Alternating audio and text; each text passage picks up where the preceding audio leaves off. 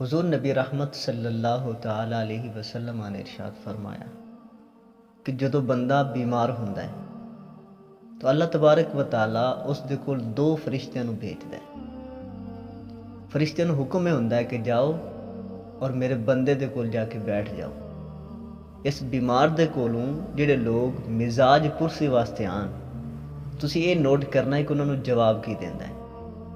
अगर वो बंदा अल्लाह तबारक व तआला दी हम्द बयान करदा है, अल्लाह ताला दी सना बयान करदा है, अल्लाह दा शुक्र अदा करदा है इस हालत दे विच भी, तो फरिश्ते जाके अल्लाह तबारक व तआला नूं ही रिपोर्ट देंदे ने। हालांकि अल्लाह तबारक व तआला सब कुछ जानदा है, इस दे बावजूद फरिश्तियां कोल पुछदा है कि फरिश्ते सुनाओ मेरा बंदा किस हालत दे विच है, किस कैफियत दे विच है। तो फरिश्ते जाके अर्ज करदे हालत दे विच भी तेरा शुक्र अदा करदा पिया, तेरी हम्द बयान करदा पिया, तेरी सना बयान करदा पिया।